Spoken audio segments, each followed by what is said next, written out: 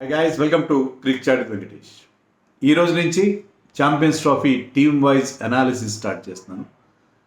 Champions ట్రోఫీలో ఆడుతున్న 8 teams వాళ్ళ బలాబలాలు ఎలా ఉన్నాయి, వాళ్ళ 11 ఎలా ఉండబోతుంది, వాళ్ళ పాస్ట్ రికార్డ్ ఏంటి, అండ్ ఈసారి వాళ్ళకి ఎలాంటి ఛాన్సెస్ ఉన్నాయి, నాకౌట్కి క్వాలిఫై అవుతారా లేదా, అండ్ టైటిల్ గెలిచే ఛాన్సెస్ ఏమైనా ఉన్నాయి, ఇవన్నీ కూడా చూద్దాం. ముందుగా ప్రథమంగా మనం అక్షర క్రమంలో కూడా ముందు ఆఫ్ఘనిస్తాన్తో స్టార్ట్ చేద్దాం. ఆఫ్ఘనిస్తాన్ అండర్ డాగ్ ఉన్న అన్ని టీమ్స్లోకి యంగ్ టీమ్, మొట్టమొదటిసారి ఛాంపియన్స్ ట్రోఫీ ఆడుతున్నారు. లాస్ట్ టైం ఛాంపియన్స్ ట్రోఫీ జరిగినప్పుడు ఎప్పుడో 8 ఏళ్ల క్రితం జరిగింది కదా, 2017లో. అప్పటికి ఇంకా వాళ్ళు బుడి అడుగులు వేస్తున్నారు. ఇంకా అప్పుడప్పుడే 2010 నుంచి ఎప్పటి నుంచో ఓడిఎస్ ఆడుతున్నారు, కానీ అప్పటికి ఇంకా వాళ్ళు పెద్ద ఫోర్స్ ఏమి కాదు. కానీ ఇప్పుడు చాలా స్ట్రాంగ్ టీమ్గా ఎమర్జ్ అయింది. ఈవెన్ వరల్డ్ కప్స్లో కూడా వెస్టిండీస్, జింబాబ్వే లాంటి టీమ్స్ని వెనక్కి నెట్టేసి వాళ్ళు వరల్డ్ కప్స్లో ఆడుతున్నారు. ఛాంపియన్స్ ట్రోఫీలో కూడా వెస్టిండీస్ని పక్కకి నెట్టేసి వాళ్ళు టాప్ 8లో చేరుకున్నారంటే హౌ దే హ్యావ్ ప్రోగ్రెస్డ్, ఎంత బాగా వాళ్ళు పర్ఫామ్ చేస్తున్నారనేది మనకు అర్థం. వాళ్ళు చూసాం కదా, రీసెంట్గా T20 వరల్డ్ కప్లో లాస్ట్ ఇయర్ సెమీఫైనల్ దాకా వచ్చారు, అందరినీ సర్ప్రైజ్ చేశారు. అంతకుముందు 2023 వన్డే వరల్డ్ కప్లో కూడా they performed exceedingly well. 6th ప్లేస్లో నిలిచారు. ఇంగ్లాండ్ ఓడించారు, పాకిస్తాన్ ఓడించారు, శ్రీలంకను ఓడించారు. So out of 9 matches they won 4 matches. ఆస్ట్రేలియాను ఓడించినంత పని చేశారు. Until that man miracle innings from అద్భుతమైన ఇన్నింగ్స్ ఫ్రమ్ మ్యాక్స్వెల్ వాళ్ళని సేవ్ చేసిన ఆస్ట్రేలియాకి. So Afghanistan has been doing well. White ball క్రికెట్లో వాళ్ళు పెద్ద ఫోర్స్ అని చెప్పి ప్రూవ్ చేస్తున్నారు. ఈసారి కూడా జైంట్ కిల్లర్గా ఉంటారు. వాళ్ళ గ్రూప్లో group B, group of death అని చెప్పుకుంటున్నాం. దాంట్లో వాళ్ళకి సౌత్ ఆఫ్రికా ఉంది, ఆస్ట్రేలియా ఉంది, ఇంగ్లాండ్ ఉంది. వాళ్ళ ముగ్గురిలో ఎవరో ఒకరిని జలకిస్తారు, కొడతారు ఖచ్చితంగా. ఒక టీంని అప్సెట్ చేస్తారు. 2 టీమ్స్ని అప్సెట్ చేసినా ఆశ్చర్యం లేదు, నాకౌట్కి వెళ్ళినా కూడా ఆశ్చర్యం లేదు. ఎందుకంటే కండిషన్స్ వాళ్ళకి ఫేవరబుల్గా ఉండే అవకాశం కదా. సో వాళ్ళకి ముందు వాళ్ళ టీం 11 ఎలా ఉంటుంది అనేది ఒకసారి మనం చూద్దాం. దాని తర్వాత వాళ్ళ బలాబలాలు మాట్లాడుకుందాం.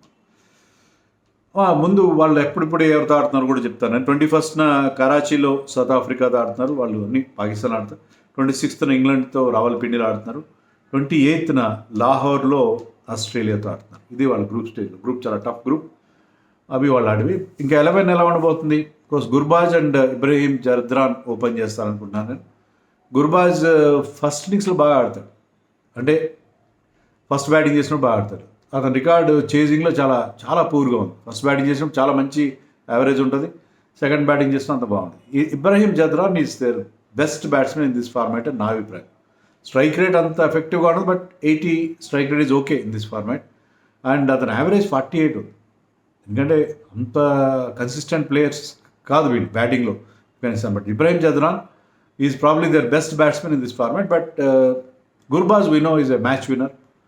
తర్వాత రెహ్మద్ షా వాళ్ళ వైస్ కెప్టెన్, వాళ్ళ captain Hashmatullah Shahidi. And they have very good allrounders in. తర్వాత అంతా ఆల్రౌండర్స్ ఫాలో అవుతారు. గుల్బదీన్ నయీబ్ కానీ, హజ్మతుల్లా ఒమర్జాయ్ కానీ, Mohammad Nabi, Rashid Khan. So 4 allrounders. So వాళ్ళకి బ్యాటింగ్లో డెప్త్ కూడా కనిపిస్తుంది. With somebody like Rashid Khan batting at number 8. Rashid Khan I always consider as an allrounder in this white ball cricket. So Rashid Khan 8లో వస్తున్నాడంటే చాలా డెప్త్ ఉంటుంది. ఇన్ఫ్యాక్ట్ వాళ్ళు 9 దాకా కూడా బ్యాటింగ్ పెంచుకునే అవకాశం ఉంది, అది కూడా చెప్తాను. So Rashid Khan at 8, Noor Ahmad at 9, Fazal Haq Farooq at 10, 11లో ఫరీద్ అహ్మద్ అని మరొక లెఫ్ట్ ఆర్మ్ పేసర్. కానీ వాళ్ళు ఇంకొక పేసర్ని ఆడించుకోవాల్సిన అవసరం కూడా లేదు, ఎందుకంటే పేస్ బౌలింగ్ బాగా అనుకూలంగా ఉన్నాయి వికెట్లు అనుకుంటే. పాకిస్తాన్లో అంత అనుకూలంగా లేవనుకుంటే they can play an additional spinner and they can rest Fareed Ahmad. లేదా ఒక additional batsmen in Ikram Ali Khil, wicket keeper batter but is a good batter, అతను కూడా తెచ్చుకోవచ్చు. లేకపోతే సెకిదుల్లా అటల్ అనే ఒక ప్లేయర్ ఉన్నారు,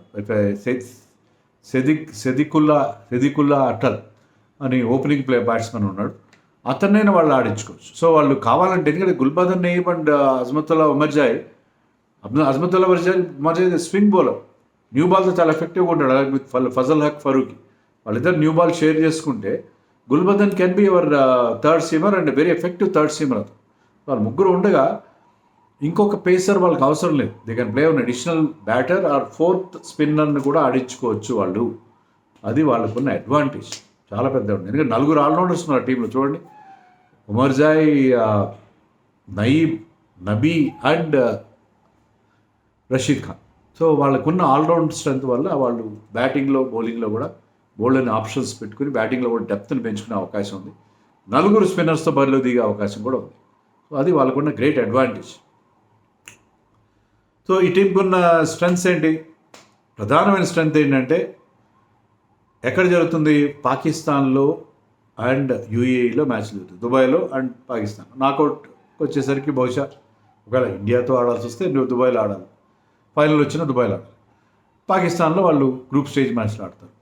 సో పాకిస్తాన్ కండిషన్స్ వాళ్ళకి బాగా అలవాటు. అంటే పాకిస్తాన్లో వాళ్ళు ఆడారని కాదు, వాళ్ళు ఎక్కువ క్రికెట్ షార్జాలో ఆడతారు, యూఏఈలో ఆడతారు. సో ఏషియన్ కండిషన్స్లో they are very very good. ఎందుకంటే వాళ్ళ స్లో వికెట్స్ మీద వాళ్ళ స్పిన్నర్స్ చాలా డామినేట్ చేస్తారు. సో ఆ స్పిన్ మంత్రం వాళ్ళ విన్ తంత్రం. డెఫినెట్గా స్పిన్నర్తోనే వాళ్ళు. రషీద్ ఖాన్ ఉన్నాడు అక్కడ, నూర్ అహ్మద్ ఉన్నాడు. Rashid Khan right arm leg spinner అయితే Noor Ahmad left arm leg spinner, chinaman bowler. ఇద్దరు కూడా చాలా effective in any format. Wicket taking bowler, middle ఓవర్స్లో వికెట్స్ తీస్తారు, రన్స్ స్క్వీజ్ చేస్తారు. మహమ్మద్ నబీ, అతనున్న వాస్ట్ ఎక్స్పీరియన్స్. సో అతను కూడా చాలా effective bowler. And they have another Karote అనే ఒక లెఫ్ట్ ఆర్మ్ స్పిన్నర్ని యాడ్ చేశారు వాళ్ళు. సో అతను కూడా ఉన్నాడు వాళ్ళకి ఆప్షన్. సో వాళ్ళకున్న స్పిన్ అడ్వాంటేజ్ అనేది చాలా చాలా. అండ్ ఈవెన్ వాళ్ళ పేసర్స్ కూడా ఫజల్ హక్ ఫరూకీ కానీ, అజ్మతుల్ ఉమర్జాయ్ కానీ, నయీబ్ కానీ, they are very effective. So బౌలింగ్లో they are very very strong. అది వాళ్ళ ప్రధానమైన స్ట్రెంగ్త్. సెకండ్, దే ఆల్రెడీ ఇంతమంది చెప్పినట్టుగా they have got good allrounders. Naib, Omarzai, Nabi and Rashid Khan ఇలాంటి ఆల్రౌండర్స్ ఉన్నాయి. ఈవెన్ రమణ్ షా కూడా లెగ్ బ్రేక్స్ బౌలింగ్ చేస్తారు. ఇంతమంది ఆల్రౌండర్స్ ఉండడం వల్ల వాళ్ళకి ఏంటంటే బౌలింగ్లో బౌలింగ్ ఆప్షన్స్ ఉంటాయి, బ్యాటింగ్లో కూడా డెప్త్ ఉంటుంది. అది వాళ్ళకున్న మరొక అడ్వాంటేజ్గా చెప్పుకోవాలి. మూడోది, మనం ఆల్రెడీ అనుకున్నట్టుగా బికాజ్ వాళ్ళకి ఆ ఫెమిలియారిటీ విత్ ది కండిషన్స్. అక్కడ పాకిస్తాన్లో కానీ యూఏలో కానీ ఆడినప్పుడు ఆ స్లో వికెట్స్ మీద వాళ్ళకున్న ఎక్స్పీరియన్స్. ముఖ్యంగా షార్జాలో బౌలర్ క్రికెట్ ఆడారు. దుబాయ్కి షార్జాకి డిఫరెంట్, బట్ ఆ వేడికి కానీ ఆ కండిషన్స్ కానీ వాళ్ళు బాగా అలవాటు పడిన పరిస్థితి. సో ఈసారి కూడా జైంట్ కిల్లర్గా వీళ్ళని మనం అనుకోవచ్చు. మరి వీళ్ళ వీక్నెస్లు ఏంటి? నెంబర్ 1 వీక్నెస్ ఏంటంటే బ్యాటింగ్లో వీళ్ళంతా స్ట్రాంగ్ కాదు. వాళ్ళకి ఇన్కన్సిస్టెంట్ బ్యాటింగ్ లైనప్.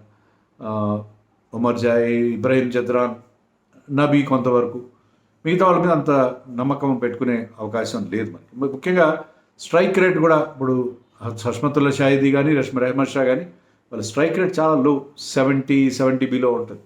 సో అది కొంచెం టీంని ఇబ్బంది పెట్టే పరిస్థితి మనకు అనిపిస్తుంది. ఉమర్జాయ్, గుల్బదన్ నయీబ్ లాంటి ఆల్రౌండర్స్ కలిసి వస్తే బాగానే ఉంటుంది. అయితే బ్యాటింగ్లో ఇన్కన్సిస్టెన్సీ వాళ్ళకి ప్రధానమైన లోపం. అది మనం చూసినట్టు ఇప్పుడు బౌలింగ్లో they are always good. But last time ఏంటంటే వాళ్ళు బ్యాటింగ్ బాగా చేశారు. చెన్నైలో వన్డే వరల్డ్ కప్లో 280 పాకిస్తాన్ చేస్తే దాన్ని చేస్ డౌన్ చేశారు with so many wickets to spare. అలాగే ఇంగ్లాండ్ మీద గెలిచినప్పుడు కూడా దే స్కోర్డ్ అనదర్ 280 అనుకుంటా. సో వాళ్ళు బ్యాటింగ్లో occasionally they are doing well. ఓవరాల్గా బ్యాటింగ్లో అంత కన్సిస్టెంట్ కాకపోవడం వాళ్ళకున్న ప్రధానమైన లోపంగా చెప్పుకోవాలి. రెండోది ఏంటంటే అల్లా గజన్ఫర్ ఇటీవల కాలంలో చాలా ఎఫెక్టివ్ బౌలర్గా అతను ఎమర్జ్ అయ్యాడు. అతను టీంలో లేడు, ఇంజరీ వల్ల అతను ఐపీఎల్ కూడా మిస్ అవుతున్నాడు. ముంబై ఇండియన్స్ ఏరికోరి అతన్ని టీంలో చేర్చుకున్నారు, బట్ ఐపీఎల్ మిస్ అవుతున్నాడు. ఇక్కడ కూడా I think he had a fracture something. So అతను టాల్ ఆఫ్ స్పిన్నర్, చాలా బాగా పర్ఫామ్ చేస్తున్నాడు ఇటీవల కాలంలో. So he will be big miss for that, చాలా పెద్ద మిస్ అని చెప్పాలి. అతను ఉంటే పరిస్థితి వేరుగా ఉంటుంది. సో అతను లేకపోవడం డెఫినెట్గా వాళ్ళు మిస్ అవుతారు. తర్వాత వీళ్ళు బిగ్ మ్యాచ్ టెంపర్మెంట్ కొంచెం తక్కువే కదా వీళ్ళకి. సరే నాకౌట్కి వస్తారు, బాగుంది. ఈవెన్ T20 వరల్డ్ కప్లో కూడా నాకౌట్కి వచ్చారు. నాకౌట్లో వాళ్ళు they run out of steam. So knockout స్టేజ్లో ఆ బిగ్ మ్యాచ్ టెంపర్మెంట్ లేకపోవడం వాళ్ళకి అదొక లోపంగా అని చెప్పుకోవాలి. అండ్ ఇంకోటి ఏంటంటే మెయిన్గా టఫ్ గ్రూప్లో ఉన్నారు వాళ్ళు. క్వాలిఫై కావాలంటే మరి ఆ టఫ్ గ్రూప్ నుంచి క్వాలిఫై కావడం చాలా కష్టం కదా. వాళ్ళు సౌత్ ఆఫ్రికాని దాటుకోవాలి, ఆస్ట్రేలియాని దాటుకోవాలి, ఇంగ్లాండ్ని దాటుకోవాలి. సో ఆ గ్రూప్ ఆఫ్ డెత్లో వాళ్ళు బయటకు రావడం కష్టం. బట్ వాళ్ళకున్న స్ట్రెంగ్త్స్తో వాళ్ళు ఎవరో ఒకరిని దెబ్బ కొట్టేసి జలకిచ్చేసి సౌత్ ఆఫ్రికాకు, ఆస్ట్రేలియాకు, ఇంగ్లాండ్కు ముందుకు వచ్చినా కూడా ఏ మాత్రం ఆశ్చర్యం. So watch out for Afghanistan. కొంతమంది ప్లేయర్స్ నవీన్ ఉల్ హక్ ఎందుకు లేడని మీరు అనొచ్చు. నవీన్ ఉల్ హక్ 1 days నుంచి రిటైర్ అయ్యాడు 2023 వరల్డ్ కప్ తర్వాత. అండ్ ముజీబ్ ఎందుకు లేడంటే ముజీబుర్ రెహమాన్ అతను కాస్త ఇంజరీ ఉంది, అతన్ని 1 days నుంచి పక్కన పెట్టి ఇంజరీ నుంచి పూర్తిగా రికవర్ కాలేదు, అందువల్ల వాళ్ళిద్దరూ లేరు. అండ్ వీళ్ళకుండా ఒక మంచి అలవాటు ఏంటంటే వాళ్ళు ఈసారి యూనిస్ ఖాన్ని మెంటర్గా పెట్టారు. పాకిస్తాన్లో ఆడుతున్నారు కాబట్టి పాకిస్తాన్ మాజీ ప్లేయర్ యూనిస్ ఖాన్ని మెంటర్గా పెట్టుకున్నారు. వాళ్ళకి ఈ అలవాటు భలే ఉంది, ఎందుకంటే మనం T20 వరల్డ్ కప్లో డ్వేన్ బ్రావో వాళ్ళకి మెంటర్గా ఉన్నాడు. అండ్ అది వాళ్ళు బాగా అంటే లోకల్ కండిషన్స్కి అక్కడ ఎలా ఆడాలి, ఏం చేయాలి, అవన్నీ ఆ ఇన్సైడ్ ఇన్ఫర్మేషన్ వాళ్ళకి దొరుకుతుంది. అలాగే 2023 వన్డే వరల్డ్ కప్ ఇండియాలో ఆడినప్పుడు they had Ajay Jadeja as their mentor. So ఆ లోకల్ ప్లేయర్స్ మెంటర్గా పెట్టిన ఒక మంచి అలవాటు వాళ్ళకు ఉంది. అది వాళ్ళకి బాగా ఉపయోగపడింది వాళ్ళకి. ఈవెన్ వన్డే వరల్డ్ కప్లో కూడా చాలా బాగా పర్ఫామ్ చేశారు. మరి ఈసారి ఏం చేయబోతున్నారు? అహ్మదుల్లా షాహిదీ కూడా కెప్టెన్గా he's got very good record. Batting ఎంత బాగా చేస్తారని పక్కన పెడితే వన్డే వరల్డ్ కప్లో అతనే లీడ్ చేశాడు. లాస్ట్ ఇయర్ వాళ్ళు T20 వరల్డ్ కప్లో ఫైనల్కి సెమీఫైనల్కి వెళ్ళినప్పుడు కూడా అతనే వాళ్ళు leader. Is going to be very good and successful leader. Rashid Khan కూడా టీంకి అతను క్యాప్టెన్ అయితే Rashid Khan will be the leader. So Rashid Khan Afghanistan క్రికెట్కి పోస్టర్ బాయ్ అనండి, వాట్ ఎవర్ టాలిస్మాన్ పర్సనాలిటీ అనండి, whatever you have to say, that is Rashid Khan. So team revolves around Rashid Khan. అతని batting, bowling, అతని fielding అన్నీ కూడా చాలా చాలా ఇంపార్టెంట్. సో వాచ్అవుట్ ఫర్ ఆఫ్ఘనిస్తాన్ని అంత తేలిగ్గా అంచనా వేయాల్సిన వీలేదు. గ్రూప్ ఆఫ్ డెత్లో ఎవరో ఒకరికి చావు చీటీ ఇచ్చే టీం ఆఫ్ఘనిస్తాన్ అని చెప్పడంలో నాకు ఎలాంటి సందేహం లేదు.